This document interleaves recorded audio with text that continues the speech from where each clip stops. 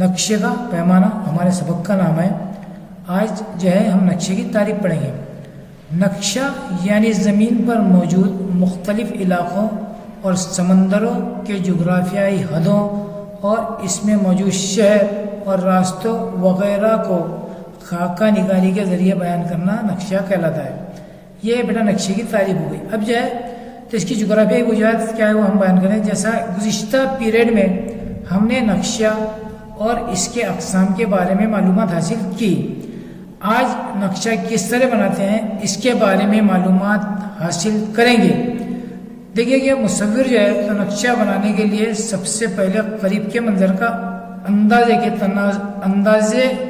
के तनासुब लेता है। इसके बाद कागज़ पर इसका खाका तैयार करता है। जैसा कि शक्ल में हम देख रहे हैं कि मुसन्निफ ने जो है किस तरह जो है कागज़ लिया और किस तरह जो है तस्वीर बना रहा है। मुतनासिब तस्वीर बनाने के लिए मुसव्विर इस तरह का अमल करता है। नक्शा तैयार करने के लिए सर्वे मायना किया जाता है। नक्शा तैयार करने के लिए सबसे पहले मायना जो है बेटा वो ज़रूरी है, क्योंकि मुसन्निफ जो है वो मायना करता है कि तस्वीर कौन सी बनाना है, किस तरह बनाना है, इसका मायना किया जाता है। इस वक्त मखसूस किस्म के पैमाने का इंतखाब किया जाता है। नक्शा बनाने के लिए पैमाने होते हैं कि भाई नक्शा जो बना रहे हैं हम तो कौन सा नक्शा बना रहे हैं, उसके लिए क्या पैमाना होना चाहिए, इस तरह पैमाने का इंतखाब किया जाता है। इस पैमाने के बुनियाद पर खाका तैयार करने के लिए ज़मीन के किसी हिस्से का नक्शा तैयार किया जाता है। इस पैमाने पर जो है कि भाई हम कुदरती नक्शा बना रहे हैं। जहाँ आप देख रहे हैं तस्वीर में कि मुसन्निफ जो है तो कुदरती नक्शा बना रहा है। आप देखो कि कुदरती नक्शा बनाने के लिए मुसन्निफ इसने पहले कागज़ लिया, कागज़ के ऊपर पेंसिल से मुसन्निफ मुख्तलिफ किस्म के निशानात लगा रहा है और उसका जो है नक्शे का खाका तैयार कर रहा है। जैसा कि आप तस्वीर में देख रहे हैं कि मुसव्विर कुदरती मंजर की तस्वीर बना रहा है, वो कागज़ पर मुख्तलिफ किस्म के निशानात बनाकर मंजर का नक्शा तैयार कर रहा है। कुदरती मंजर में मुसव्विर को सब बातों का ख्याल रखना पड़ता है। यानी कुदरती मंजर को मुसन्निफ बना रहे हैं तो उसको सब बातें को ख्याल रखना है कि भाई सूरज कहाँ बनाना है, दरख्त कहाँ बनेंगे, दरिया कहाँ बनेगा। इन तमाम मकामात की वो खाका निगारी करता है और फिर इसके जो है वो तमाम चीज़ों को जो है नक्शे के ऊपर दिखाता है। जैसे कि हम देख रहे हैं मुसव्विर ने यहाँ पर दरख्त, उसके नक्शे पर दरख्त बना लिया, उसके बाद दरिया बना लिया। तो नक्शा बहुत बड़ा होता है लेकिन मुसन्निफ जो है उसको छोटा करके ऊपर अपने कागज़ के ऊपर दिखाता है। इस तरह नक्शा बनाने के लिए मुसव्विर को कागज़ की जसामत का भी ख्याल रखना पड़ता है। एक पैमाना है कि भाई कागज़ कितना बड़ा लेंगे, हम कुदरती मंजर बना रहे तो उसके लिए कितना कागज़ लगेगा, हम कोई बिल्डिंग वगैरह का नक्शा बना रहे हैं इसके लिए कितना कागज़ लगेगा। तो कौन से नक्शे बनाने के लिए कौन सा कागज़ इस्तेमाल होगा, पैमाना होता है उसका, इसका ख्याल रखना होता है। नक्शे का पैमाना 1 centimetre is equal to 60 kilometre ये नक्शे पर होता है। इस तरह नक्शे पर इकाई सेंटीमीटर का फासला ज़मीन पर 60 किलोमीटर इकाई के फासले को ज़ाहिर करता है। जैसा आप देखेंगे कि इस तस्वीर में पूरी दुनिया का नक्शा है। पूरी दुनिया जो है वो एक नक्शे में समा गई, एक छोटे से कागज़ के ऊपर जो है नक्शा पूरी दुनिया का समा गया है। और बच्चे जो है तो उस तस्वीर का मायना कर रहे हैं। आप देखते हैं कि तस्वीर बनाने के लिए जो है तो मुसन्निफ को पैमाने का होना भी बहुत ज़रूरी है। मालूमात जो है हम मिसाल के ज़रिए समझेंगे।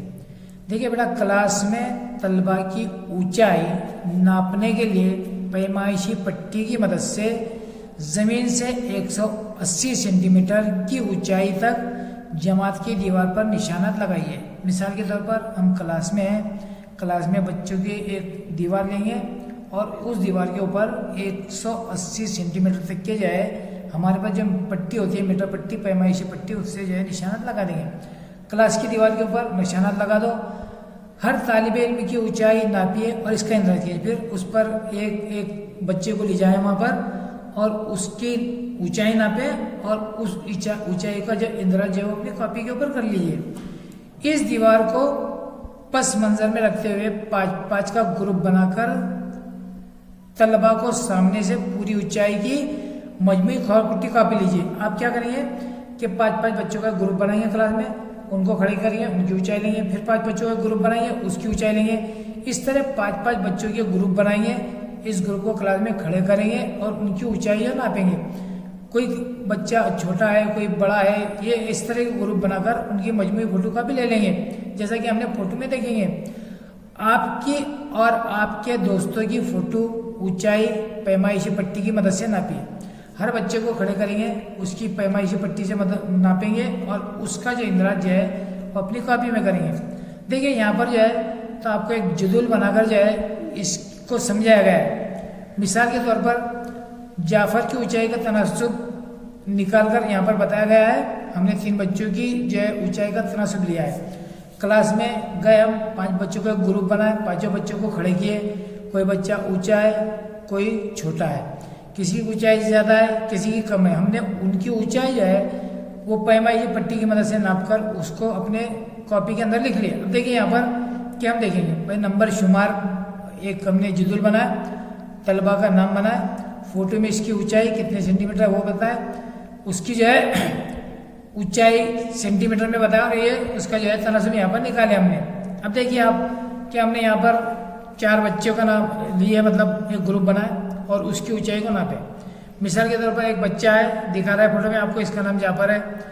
इसकी ऊंचाई है 10 सेंटीमीटर है और उसका जो ऊंचाई का तनासुब है वो 130 मतलब मिलीमीटर है और 1.13 उसका तनासुब है। इसी तरह फोटो में दूसरी लड़की जो उसका नाम फातिमा है, उसकी भी फोटो में ऊंचाई 15 सेंटीमीटर है। उसके बाद 150 उसका सेंटीमीटर है और 1.10 जो है उसका तनासुब है। अकदस तीसरा बच्चे का नाम है, उसका भी इसी तरह, उसकी फोटो में ऊंचाई 8 सेंटीमीटर है। 80 जो उसकी ऊंचाई है और 1.10 सेंटीमीटर जो है वो उसका तनासुब है। देखिए बड़ा कि इस तरह ये जो है इस तरह फोटो निकालकर आप क्लास में हर बच्चों के 5-5 ग्रुप बनाइए और उस ग्रुप के अंदर जो है बच्चों की ऊंचाई नापिए। हम जो बच्चों की ऊंचाई नापने के लिए जो है तो पैमाइशी पट्टी का इस्तेमाल करते हैं। इस तरह पैमाइशी पट्टी जो है वो भी एक जो है तो मतलब नक्शे के लिए जो है मतलब जोग्राफिया में जो है नक्शे के लिए जो है इस्तेमाल होने वाला एक पैमाना है। इस तरह नक्शे के पैमाने में पैमाइशी पट्टी जो है ये पैमाने के तौर पर इस्तेमाल की जाती है।